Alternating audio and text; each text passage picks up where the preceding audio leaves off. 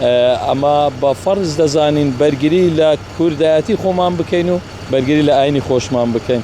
وەڵای ئێمە وەکو دەڤەری زرارەتی و عەشیرەتی زراری لە 4 ڕۆژی ڕابردوو هەستاین بە ئەنجامدانی کەمپینێک بە هاوکاری برای بەڕێزمان کاک عەلی بەرپرسی ناوچەی دارەشەکران.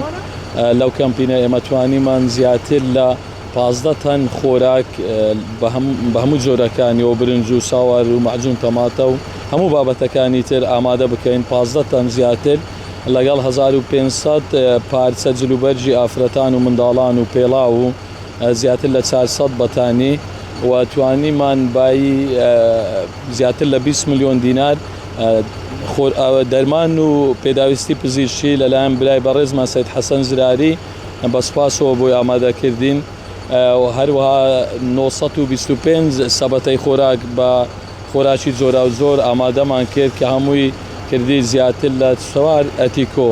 ئێمە ئەو هەستمان بەو بەرپرسیارەتی کرد کە برایانمان لە ڕۆژاوای کوردستان لە ناخۆشی و نەهامەتیدان ئەوەش هەر ئەزعەفل ئیمانە کە ئێمە بتوانین بە خۆراک و بە پێداویستی پزیشکی هاوکار بین لەگەڵ ئێوان. هەر کاتێکیش هەر کوردێک لە هەر شوێنێک پێویستی بە ئێمە بی کوردانی باشوور و بە تایبەتی عەشیرەتی ما ئەمە ئامادەینە لۆ ئەو کووردە گیانمان فیدایی بکەین.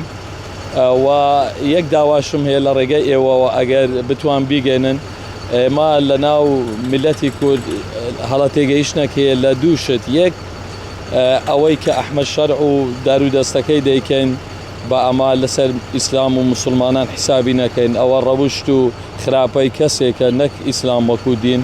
و هەروەها بە ئەوانیش ئەگەر کوردێک سوکایەتیەک دەکا وەکو شەخص بە ئاینی ئیسلام کە ئەمە چەند پێمان ناخۆشە کوردانمان ئەزیەتە درێ ئەوەندەش پێمان ناخۆشە ئیهانە بە ئاینەکەمان بکرێ بە ئەوە لەسەر ئەو شەخصە کووردە حساب بکرێ نەک ملەتی کورد، چونکە هیچ ملەتێک لە ملەتی کورد مسلمانتر نییە.